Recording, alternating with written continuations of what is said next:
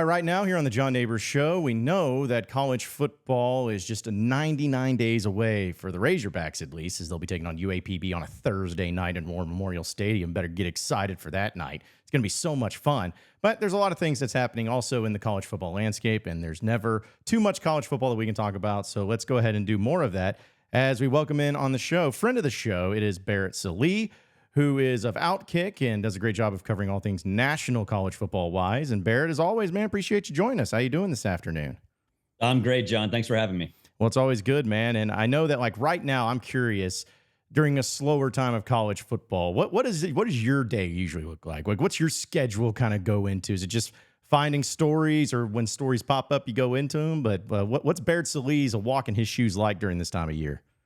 Well, I do my daily college football show, College Football Smothered and Covered. So that, it kind of sucks sometime to find some content, but, it's list season. So if nothing else pops, we can always create a list of some kind to get people yelling about yelling to each other. So that's kind of what I try to do for the daily podcast. And then for Outkick, it's more just columnist type stuff. They like to play off breaking news. So there's not a lot of breaking news these days. So just try to pick and choose when to go after and write a column or two. And then I'm also hosting the Braves Report podcast for the Atlanta Journal-Constitution. So with what's going on with the Braves, that takes up a lot of my time as well. So staying as busy as possible, and I think I'm succeeding in that. I would say so, man. I would say so. You got your feet in about everything, it sounds like. But not something that I know, like Razorback fans, for instance, here, people, every time I put up like a countdown of how many days it is until college football for Arkansas, the responses are pretty much like you expect. I don't care. Who cares? Like, whatever. Like, it's just a filler until basketball season. I mean, that's really how Razorback fans feel. And for someone like Sam Pittman, something I discussed yesterday, I want your thought on. For him in the future, does it look like it could still work with Pittman in Arkansas? I know he's still the head coach, and who knows, maybe Arkansas could surprise some people, but do you think future, long-term wise, that Sam Pittman is the solution for Arkansas moving forward? Well, I still have faith in Sam Pittman. I think the biggest thing is, what should the expectation be for Arkansas in the new look SEC? Should it be win the SEC? Should it be make the SEC championship game? Should it be finish top four, or should it be win 8 or 9 games every year? And to me, I think Arkansas should be one of those teams that wins 8 games, sometimes pops and contends for the SEC championship. But beyond that, I think it's a little bit much to expect more than that. And I think for Sam Pittman, he's got to show that he can do that. And I think he can. I still have faith that he can turn this program around, and we've seen him have success before, especially early on. So I think he's doing the right thing by trying to make the offense a little bit more dynamic. Obviously, when you hire Bobby Petrino, it's a little bit more complicated at Arkansas than in other schools potentially. But I still have faith in Sam. I think he can get the job done. I just think it's going to take a little bit of adjustment to the expectations in the new look SEC, because in the past, Arkansas winning 9-10 games, competing for the SEC West title, that was, I wouldn't say the expectation, but it was something that should happen more times than not.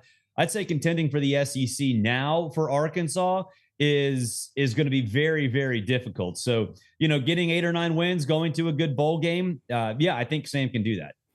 Well, also, he's entering into his 5th season, which is amazing that we're already here 5 years into the Sam Pittman era at Arkansas. But when he was hired, there was no doubt that there was a lot of curiosity. We'll probably try to put it in a nice way, because they were like, hey, this guy's never been a head coach before. Yeah. This is a guy that's, he's going into a team that has won 1 SEC game in 3 years. But the 4 seasons, I know it's been bad, especially this past season, but what has Sam Pittman in those 4 years said to you? Did he do better than you thought he would? Did he do worse? Right? Like, what do you think about the job he's done so far? Yeah, I think he's done a pretty admirable job. I think when you go in and you have a coach who has never had meaningful head coaching experience outside a couple of years of junior college, 2 generations before, you have to wonder, okay, is he ready to handle this type of responsibility? And I think early on he showed that he was, and I think he still is. And I think he's done a relatively good job of attacking the transfer portal as well. I talked to him last offseason. He was very excited in how he developed KJ Jefferson and what KJ did. And obviously it didn't work out, and he's on to, I guess you could call it greener pastures. I don't know what you consider UCF, but I think he's managed the program in a way where I think Arkansas fans can be happy that there's a little bit of stability. And I know Arkansas fans probably don't look at Sam and think, hey, stability in the sense that of what? Well, he's not on this roller coaster. He's consistently in a situation where he's kind of making a bowl game, maybe not. And yeah, last year really sucked, but is it better than the alternative being Chad Morris? And the answer is yes. And so I think, to me, I still have faith that he could do it. And I think he needs time. And I know time is really not something a lot of college football coaches get, but Sam deserves that. And I think if you make a decision and make a move too quickly, you can set yourself back, which is exactly what happened when Arkansas hired Chad Morris. And certainly I think it's more likely than not if they were to get rid of Sam Pittman. I just think he needs to work on himself, look at himself, adjust to the times a little bit more, figure out what the identity will be in the new look SEC, and he'll do fine. I just think for Arkansas and the administration, sometimes there's a little bit of a skewed view of sort of the pecking order of where they fit in the SEC. Yeah, don't tell Razorback fans that, because they feel a certain way and they're not going to budge on it. But Sure. no, I agree with you completely. And I guess that with like Pittman, for instance, and heading into this year, it's like I've seen him so many times, even in last year.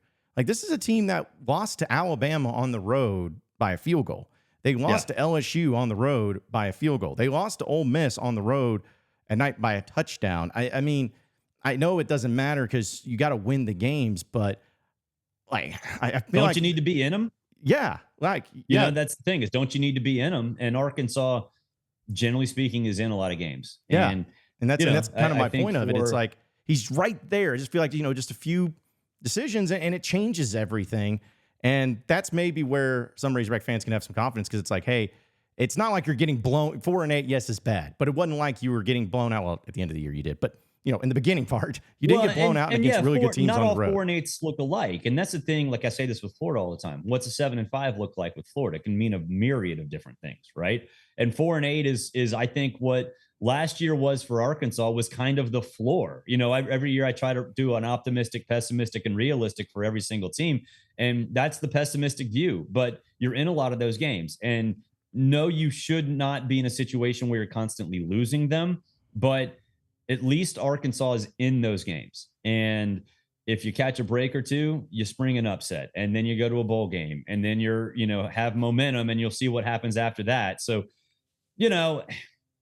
I know Arkansas fans are not happy with Sam, and I get it, but what would you rather be, 0-8 and be a mystery, or would you at least be in the mix for not only, wins in a bowl game, but potentially drastically shaking up the national race? I mean, that's kind of where Arkansas was last year. They were in the mix in a lot of different spots, and it just didn't work out. And sometimes that just happens. And look, you go back to Nebraska with Matt Rule last year, right?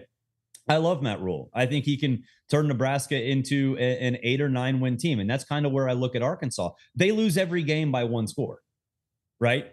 But that doesn't mean the momentum's not there, right? That doesn't mean that that you need to make a change. It means you need to have patience. And at some point, those 1-score losses will turn into 1-score victories, and then you're off and rolling.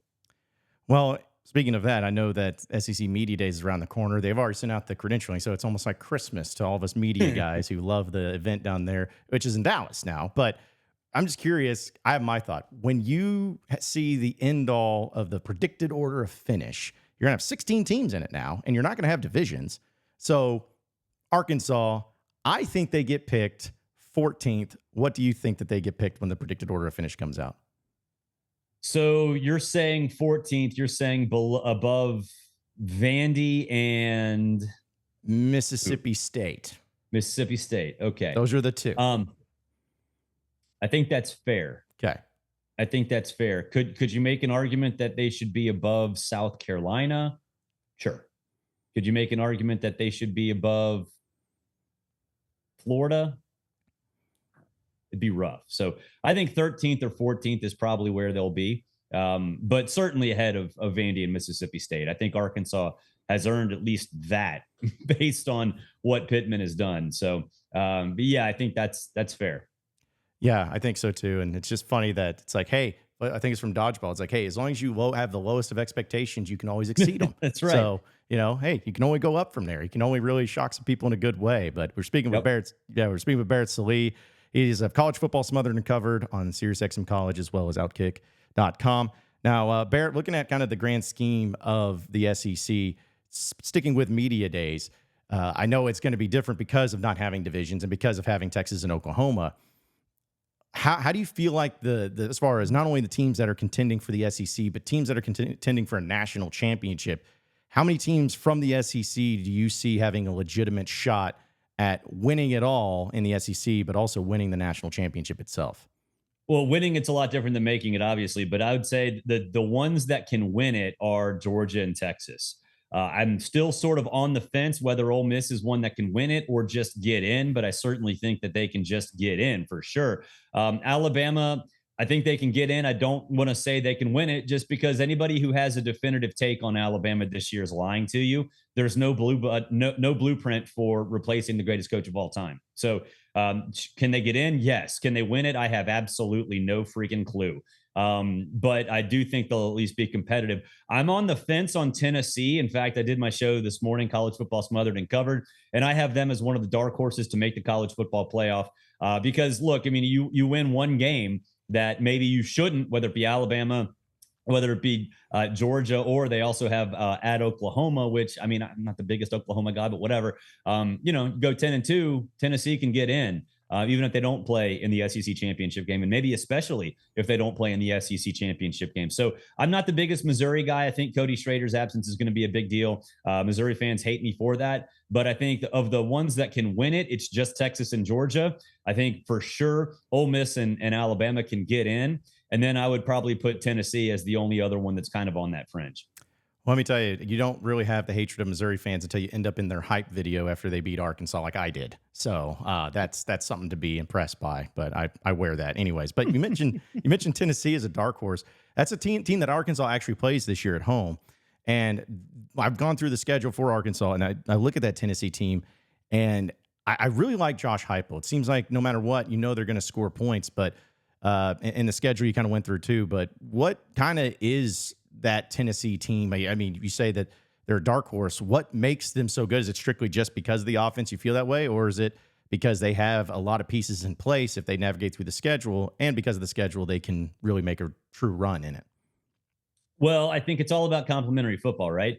And the offense is going to click. I mean, that's just the way it is. Now, Nico Imaliava had a great bowl game, and I know folks will say, well, we did this with Joe Milton last year. Well, I didn't. I thought Joe Milton sucked, and Joe Milton did. Nico, I think, is more Hendon Hooker than Joe Milton. So that's a start right there. They've got great wide receivers, especially if Brew McCoy comes back healthy. I think they'll be a little bit in running games, a work in progress, but they've got maybe the best defender in the country in James Pierce, and it's all about havoc rate, right? So you're talking about Tennessee living in the backfield, creating havoc, creating turnovers, and that sets up that offense in good spots. So to me, I think it's just when you look at the recipe for success in the game nowadays, it's all about, how do you have just enough defense? And that championships are won with just enough defense. And a lot of that depends on what your offense looks like and what you ask your defense to do. And I don't think the ask is going to be that high for Tennessee. It's the same thing with Ole Miss, right? The offense is going to be next level. So what do you need your defense to do? Well, you just need to be adequate. And if you're adequate, you're going to win a lot of football games. And yeah, Tennessee's schedule is not that great or not that navigable. I get that because they have Georgia and they have Alabama. But, I think the identity is set. Josh knows how to win games. He's done it before. And the offense, I think, is going to be significantly better than it was last year. And that was an underrated team last year, too. I don't think people realized how good that team actually was. And that was with a quarterback in Joe Milton who wasn't very good. Well, I did want to bring up also that you put out your top 5 coaches in college football. And anytime I'm sure you do this, you get a lot of responses. But you had Kirby Smart at number 1, which I don't think many people could or should debate. I wouldn't think. But you have Dabo Swinney at number 2, Ryan Day at 3, Sarkisian at 4, and Kalen DeBoer at 5. So What was your just to get your thoughts? What was your reasoning behind ranking them the way you did, and which one was the most controversial that you heard about? Well, it was Dabo at 2, just because Dabo's been in the news for a lot of reasons, and I think unfair reasons lately. And I think it's interesting with him because they won 9 games last year. They had double-digit win seasons for 12 straight seasons. And so now suddenly Dabo Swinney's not a good coach. I don't necessarily buy that. I think there's a false narrative about him not embracing the transfer portal. I just think he's more conservative about it. And what he said last week about the transfer portal is basically what what Gus Malzahn said last 2 weeks ago, what Brian Kelly said 2 weeks ago. Is like, look, it's cost benefit analysis. Is somebody in the portal better than one of my players? Yeah, maybe. But what's the cost of that, both from a financial standpoint and from a locker room harmony standpoint?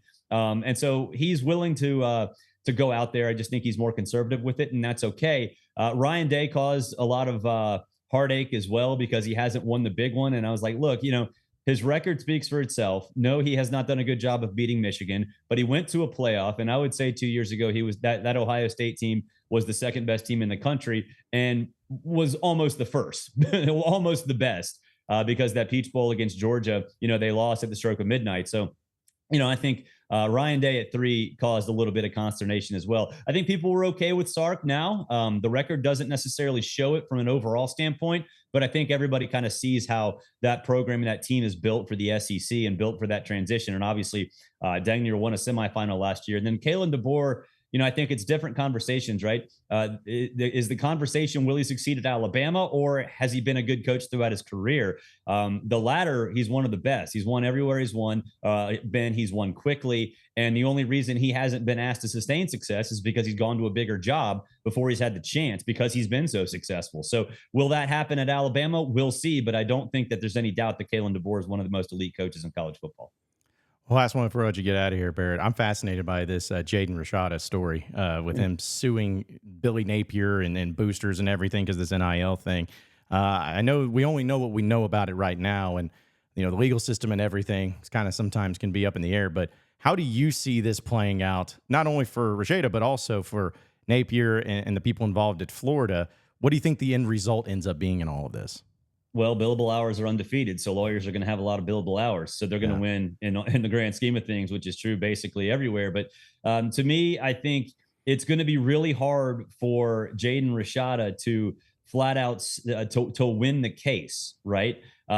Because they're so vague. The NIL laws and the ramifications beyond them are so loosely defined that I don't necessarily think he's going to have a good case, at least when you bring it forward to a judge. And I'm not a lawyer, but I am 2-0 in my amateur legal career with an eviction and also with the small claims court case. But that's neither here nor there. But I think it's just going to be hard for him to prove that.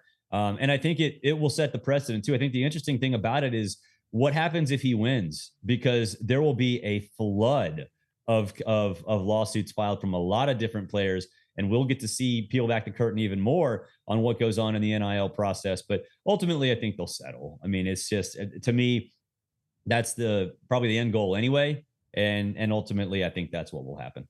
I think my favorite part of that story was Kirby Smart giving the blessing, to move forward with it. It's like, what would you think? He's like, maybe we shouldn't go after a rival of ours and cause any problems. Like, I was like, man, that's the biggest easy answer for Kirby Smart he could have.